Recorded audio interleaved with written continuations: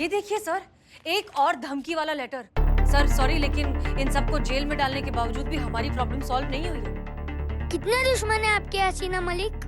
कहीं से भी निकलते ही जा रहे हैं और जो दुश्मन दिखाई नहीं दे रहा है उससे बचाए कैसे आपको? सर अब ये तो आपको सोचना होगा ना, क्योंकि सिस्टम तो फिलहाल आप हैं, तो आप सोचकर बताइए कि हम क्या करें।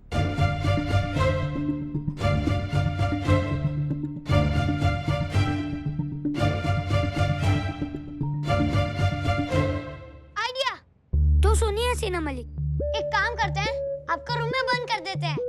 रूम से बाहर ही नहीं निकलेंगी तो दुश्मन आपको कैसे मारेगा? फिर जब खलता टल जाएगा, दुश्मन पकड़ा जाएगा, फिर हम आपको रूम से बाहर निकाल देंगे। कैसा लगा आइडिया? Brilliant sir.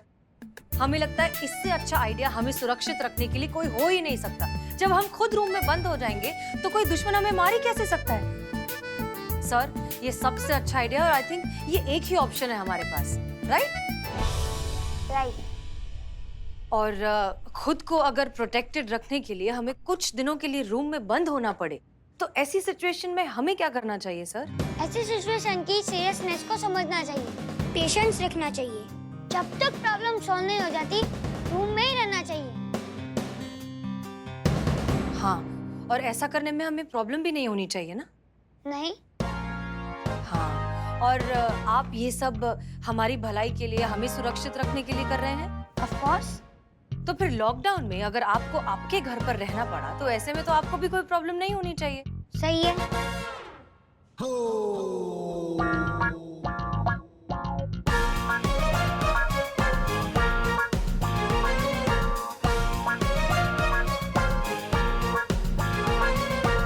तो फिर यहाँ पर भी तो सिचुएशन वैसी है ना आरव? अगर एक अनदेखे अनजाने दुश्मन से आपको बचाने के लिए करिश्मा दीदी ने आपको अपने ही घर में बंद कर दिया, तो फिर क्या गलत किया?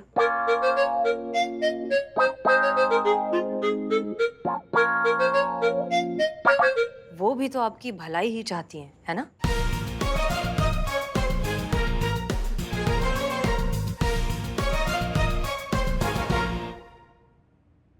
ये वायरस जो है ना, ये हमारा सबसे बड़ा दुश्मन है अभी। और ना ये दिखाई नहीं देता, इसका कोई चेहरा नहीं है। ये कभी भी कहीं भी किसी भी रूप में हमारे सामने आ जाता है। पड़ोसी के रूप में, आप अपने जो दोस्तों के साथ खेलते हो उनके रूप में, या फिर जो घर में काम करने आते हैं उनके रूप में, या फिर सड़क पर चलते किसी भी आदमी के रूप में। और एक बार ये वायरस आपको अपनी चपेट में ले ले तो आपको बहुत बीमार कर देता है। जो चीज दिखाई नहीं देती, जिसे हम पकड़ नहीं सकते, उससे खुद को कैसे बचाएं? सॉल्यूशन तो यही होगा ना कि हम उससे दूर रहें, हम एक दूसरे से दूर रहें, क्योंकि ये वायरस एक इंसान से दूसरे इंसान तक पहुंचता है। हम एक दूसरे से दूर रहेंगे तो ये प्रॉब्लम सॉल्व हो जाएगी। दूर रहिए, खुद को सैनिटाइज करके रखिए और अपने घर में रहिए। हम ये जरूर मानते हैं कि शुरुआत में इस वायरस को फैलने से हम रोकने में उतने कामयाब नहीं हुए, लेकिन कभी ना कभी तो इसे रोकना ही होगा। और ऐसी सिचुएशन में अगर सिस्टम दीदी आपको घर पे रहने के लिए कहा, तो गलत क्या किया? तो फिर बड़े जो अपनी सेफ्टी का ध्यान नहीं रखते, उसका क्या? हाँ, ये बात तो गलत है। उन्हें अपनी सेफ्टी का ध्यान रखना चाहिए, लेकिन अब आप समझ गए हो ना। अब आप अपने घर जाइए और अपने बड़ों को समझाइए, वो आपकी बात मान जाएंगे। तो ये सब हमारी सेफ्टी के लिए था। Make sense. से आज मेरे पास आपको बचाने के लिए रूम में रखने के अलावा और कोई ऑप्शन नहीं है। करिश्मा दीदी के पास भी हमें सेफ रखने के लिए एरिया को लॉक करने के अलावा और कोई ऑप्शन नहीं था। करिश्मा दीदी ने हम बच्चों को बचाने के लिए हमारी बिल्डिंग सील की। सिस्टम दीदी, मैं गलत था, सॉरी। मेरी वजह से आपको तकलीफ हुई। अब मुझे सिस्टम से कोई शिकायत नहीं है। प्लीज मेरी कंप्लेंट कैंसिल कर दीजिए। और हसीना दीदी, मुझ जैसे स्टूपिड को अच्छे से समझाने के लिए।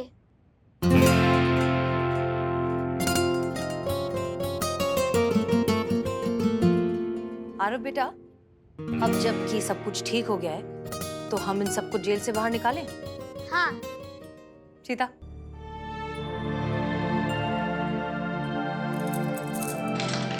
पंडित जी आप पहले बाहर निकलिए, बहुत जगह खाली हो जाएगी। हम चुप रहे।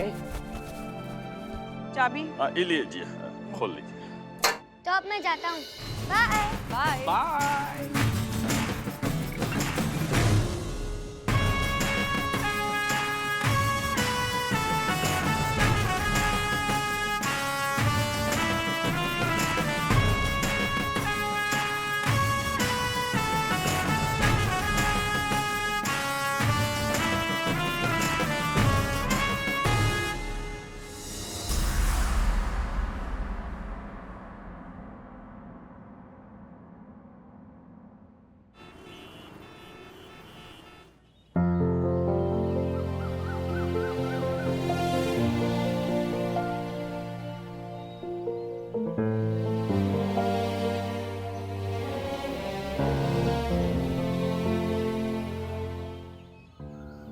देखिए, हम जानते थे मैडम सर ऐसी नहीं है।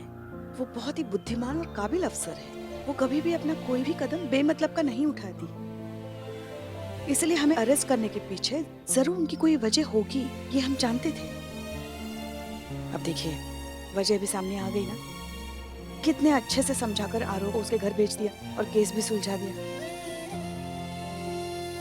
हर समस्या का इलाज जड़ से करना पड़ता है। इसीलिए हम कहते हैं ये मान अभिमान के चक्कर से बाहर निकलिए और मान लीजिए कि मैडम सर के जज्बात काम करते हैं तो करते हैं। ये डंडी देख रही हैं आप? ऐसा बोलने पर आप हमें डंडे से मारेंगी? नहीं, मान लीजिए ये जो डंडा है ये एक लकीर है। अब आप इसको छोटा कैसे करेंगी? कैसे मतलब? किसी भी एक तरफ से लकीर को मिटाकर ऐसे छोटा कर देंगे। देखिए, हो गई छोटी लकीर। ये तो बहुत आसान तरीका हो गया ना पुष्पा जी। बिना हाथ लगाए, बिना मिटाए, बिना छोटा करे इसको छोटा कैसे करेंगी? मतलब कहना क्या चाहती हैं? ऐसा कैसे हो सकता है? बिल्कुल हो सकता है। आपका डंडा लाइए।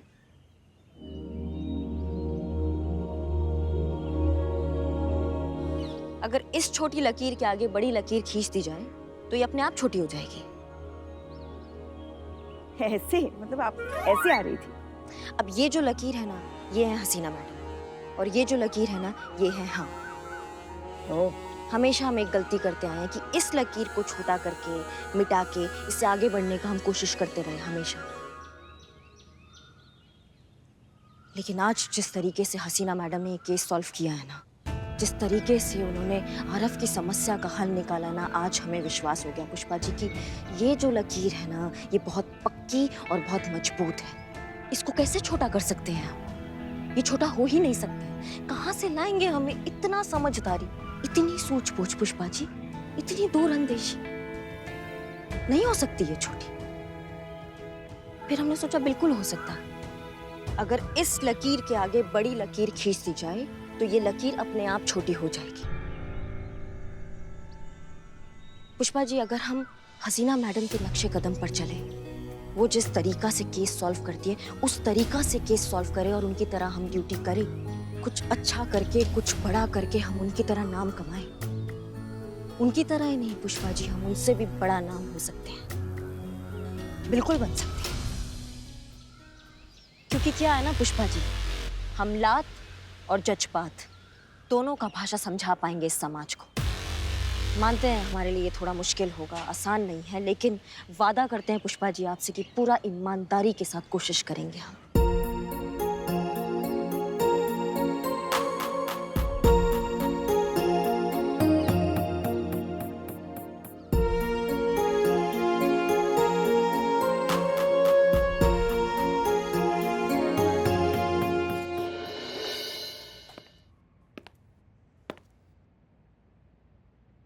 मैडम सर,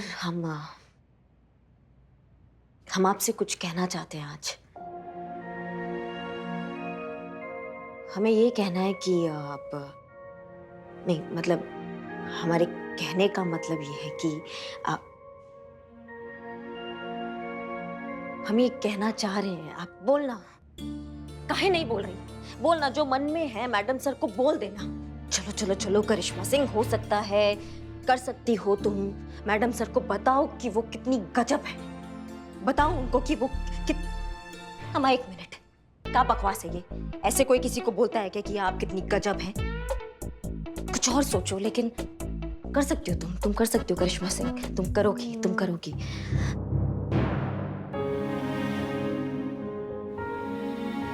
मैडम सर, हम आपसे कुछ कहना चाहते हैं और हम ये कहना चाहते हैं कि आप इस दुनिया की सबसे ज्यादा समझदार, कितनी तीक्ष्ण बुद्धि वाली औरत है। अगर हमसे कुछ गलती हो गया तो भूल चूक माफ मैडम सर। वो जो आपके अंदर ये धैर्य है ना, जो आपके अंदर वो धैर्य चाहते हैं हम हमारे अंदर।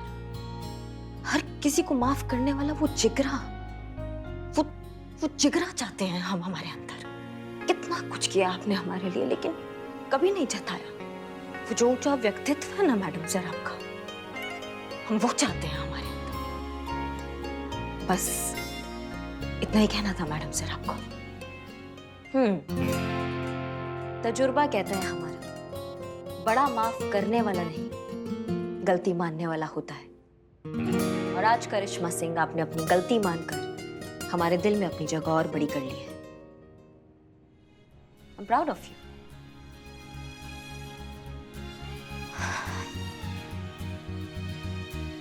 हम बहुत मानते हैं आपको मैडम सर, बहुत बहुत बहुत बहुत बहुत ज्यादा मानते हैं। आपने हमारे लिए बहुत कुछ किया है, लेकिन कभी जताया नहीं। भावुक नहीं करिश्मा सिंह, भावुक नहीं होना है, भावुक नहीं होना है, बिल्कुल भी भावुक नहीं होना है। कह देंगे हम, ऐसे कह देंगे हम अपना बात मैडम सर को, अभी कहेंगे।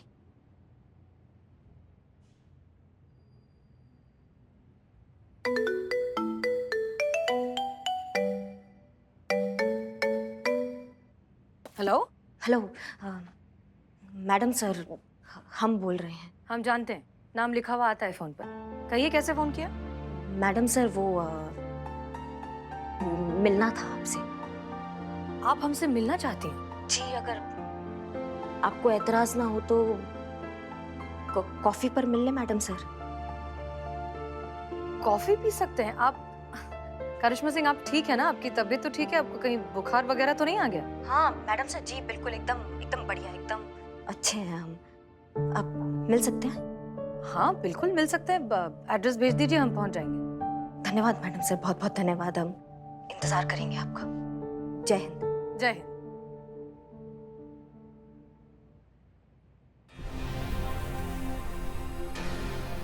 का दोनों मिलना चाह रहे हैं।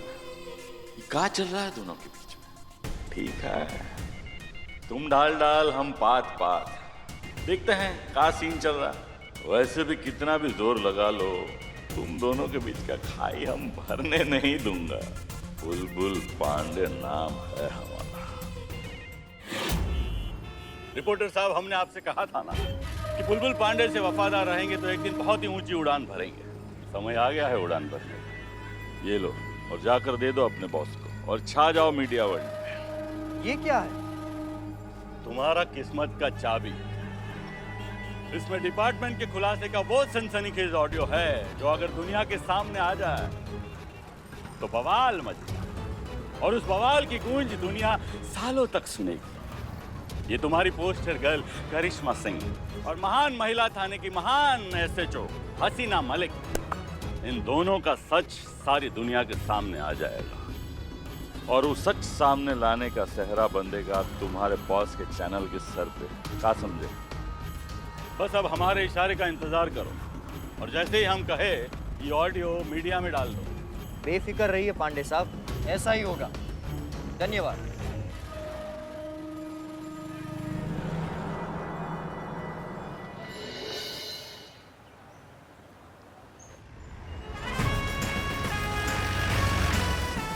इकबाल, अरे तैयारी हो गई ना सब? अपने महिला पुलिस थाने वाले वापस अपने थाने आते ही होंगे। अरे हमें तो खुश होना चाहिए। तो इस थाने की तरफ मुंह लटका क्यों बैठा? अरे बदनाम भाई, इन थाने वालों को बहुत मिस किया है। अरे हमने भी बहुत मिस किया इस थाने को। बहुत प्यार देते थे। कितना उधार लेते थे। अरे सही बोले। अरे पुष्पा जी को देखो, हमारी उम्र क्या है, हमने देखा है क्या? ऐसा बोलते बोलते एक दिन में पीती थी। अरे मैं बता रहा हूँ ना, एक दिन छाती पकड़कर ऐट जाएगी। अरे ये तो कुछ भी नहीं, अपना चोर चांडाल बिल्ला वो। सर पे एक बाल भी नहीं है, बस इकबाल की दुकान नजर आती है। इकबाल, ये बाल इधर कर दे, ये बाल इधर कर दे, बाकी छोड़ दे। अबे तेरे सर पे बाल हैं किधर? बात तो ऐसे करता जैसे जंगल उगा रखा है। अरे ये तो कुछ नहीं है, संतू को देखिए, बेचारी दिखती इतनी सी है और चाय भी इतनी सी पीती है, लेकिन इसके पीछे चीता 4-4 चाय पीता है। हाँ वो तो लोफर पीता ही है, लेकिन संतोष जी भी कम नहीं है। ऐसे दिखने में पतली ऐसे है, एक टाइम में 2.5 किलो बिरयानी एक साथ खाती है। अरे उसको तो भूल ही गए। किसको? आओ बताता हूँ। हाँ बताओ बताओ बताओ, किसको? पता है तुमको सबसे बड़ा मुफ्तखोर कौन है? कौन है कौन है? अरे बुलबुल। अरे सुना इस थाने में नियुक्त हो गया है। अरे नहीं यार, वो आ जाएगा तो हमारी बिरयानी उधार में सारी की सारी खा जाएगा। वो मोटा हुक्कड़ गेंडा, अरे उसका बस चले ना, वो डायनासोर को भी चबा जाए। देखना बदनाम भाई, अगर अब की बार इन थाने वालों ने उधार लगाया ना तो हम हसीना मैडम से कंप्लेन कर देंगे। ए इकबाल, अरे दिल पे मत ले, ये बात दिल पे मत ले। अरे कुछ भी हो जाए, है तो अपने अपने अपने होते। बस इस थाने में आ जाए एक बार। हाँ यार सही बोल रहे हो, अपनी फैमिली है, दिल नहीं लग रहा है इन थाने वालों के बिना। हमारा भी। हमारा भी। जय हिंद सर। जय हिंद जय हिंद। वो क्या है ना बदनाम कि तुम्हारे हाथ की चाय पीने की इतनी आदत हो गई है कि अच्छी चाय हमें पसंद ही नहीं आई।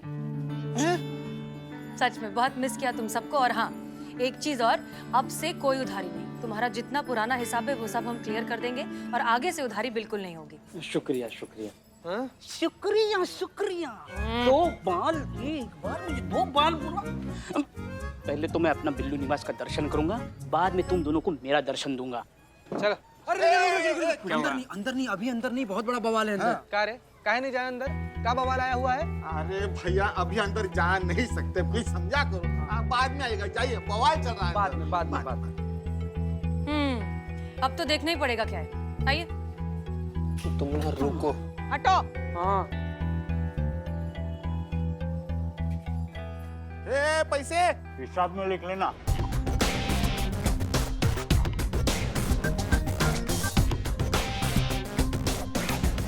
अरे What? What? अरे ये क्या किया तुमने? म्यूजिक बंद कर दिया? Come on, man, come on. I was enjoying so much, यार. Babe, come on. म्यूजिक क्यों बंद किया तुमने यार? बेब, खाली देखने से ही मन अच्छा लग रहा है, बाकी सभ्य और शिष्टाचारी मालूम पड़ता है। संतू जी को बेब बुला रहा है। बेब बेब पंजाब में बेब मतलब माँ होता है, जानते हैं हम। Hey, come on. Hey, listen. ये वो बोरिंग वाला बेबे नहीं है, ये वो बेबी वाला बेब है, ब्यूटी वाला बेबी है ना। सुनो, ये जो तुम बोल रहे हो ना, संतू जी एक मिनट, हम का रे का बोला तुम है? तुम्हारी लहसुन के खेत में ना हल जोत देंगे हम। का बे, का चीज का हो तुम? हाँ, एक तो पहले घुसपैठिए की तरह हमारे ही थाना में घुस आए तुम। यहाँ पर ये सब लाइट वाइट लगा दी, गाना बजा दी, ऊपर नृत्य कर रहे हो, और हमारी संतू जी को हमारे सामने ही बेबी बुला रहे हो। है बाबू, एक मिनट एक्सक्यूज, मैं देखता हूँ। जंजीर देखिए, कुत्ते की? अमिताभ बच्चन की। हाँ देखी ना।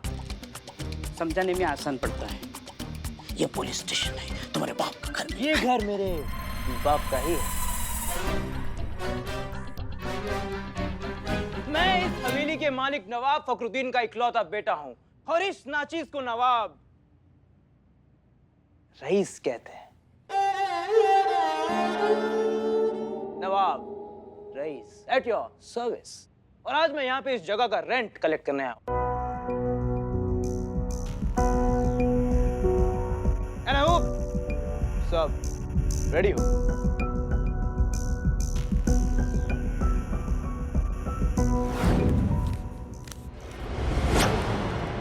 हाँ, अब याद आया हमें। आप नवाब साहब की छोटी बेगम मुमताज के बेटे हैं ना, जो विलायत पढ़ने के लिए गए थे? या।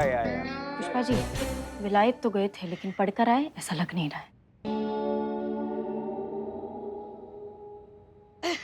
चेहरा भी तो देखो कितना एकदम अपनी अम्मी की तरह है। हाँ या आई नो इनकी अम्मी के भी दाढ़ी थे। दाढ़ी? मजाक कर रहा है चीता। अरे पूछो मत, क्या पूछ थी इनकी अम्मी की। हाँ पूछ थी। पूछ? ओहो, ऐसी वो पूछ वाली पूछ नहीं। हाँ। पूछ वाली मतलब लोग बहुत मानते थे उन्हें। हाँ, इतनी दरियादिल, मददगार, सबकी मदद करने वाली ऐसी बहुत अच्छी महिला थी वो। आपको सब पता है ना नवाब साहब के बारे में पुष्पा जी? अब मकान मालिक है तो थोड़ी बहुत जानकारी होनी चाहिए ना। होनी चाहिए ना बेटा जानकारी। आदि है? जानकारी? रकम 6 महीने का रेंट था ना, आपने 5 महीने का दिया, बाकी कहाँ है? आप बैठ जाइए, बचे हुए पैसे भी आपको मिल जाएंगे। बैठिए बैठिए भैया बैठिए। यार कम ऑन। कब? मुझे लग रहा था कि आज आप सारी रकम क्लियर कर देंगी। 1 मिनट, हम सारा रेंट आपको आज कैसे दे सकते हैं? हम अभी तो इस थाने में वापस आए। 1 महीने से तो हम यहाँ थे भी नहीं। हम किसी और थाने में थे, टेम्परेरी थाने में, और हमने वहाँ का भी रेंट दिया है। अब यहाँ वापस आए हैं, धीरे धीरे चीजें सेटल हो रही हैं। जैसे जैसे सरकारी फंड रिलीज होगा, आपको अपने बचे हुए पैसे भी मिल जाएंगे। तो फिर अब और क्या प्रॉब्लम है? मैं बताता हूँ आपको। सनग्लासेस 5000 रुपए। घड़ी इंपोर्टेड है, महंगा होगा बहुत। 2 लाख रुपए। 2 लाख की घड़ी जीते समय खुद आता है क्या चाबी देने? ये जूते इम्पोर्टेड है जी, क्या कीमत है? 40,000। ये ब्रेसलेट 70,000। ये चेन 3.5 लाख। ये आउटफिट हाँ 60,000 रुपए। हे बाबा, ये तो चलता फिरता एटीएम है। अच्छा मैंने धंधा छोड़ दिया, वरना पत्ते लपेट कर घर जाना पड़ता। मिस्टर रईस, आप जरा पॉइंट पर आएंगे। पॉइंट की बात ये है कि मैंने सारी चीजें खरीदी नहीं है, तो चुराए हो? EMI किश्ते, यू नो। कर्जा पे चल रही है अंग्रेजी मुर्गा का जिंदगी। और बहुत सारी चीजें जो मैंने EMI पे ली है। लेकिन बात अब ये है कि अगर मैं इन चीजों को पहनूं या ना पहनूं, यूज करूं या ना करूं, उससे कोई फर्क नहीं पड़ता। मुझे EMI ऑन टाइम पे करनी पड़ेगी। ठीक वैसे ही आप ये जगह यूज करें या ना करें, that is not my concern. आपको रेंट ऑन टाइम पे करना पड़ेगा।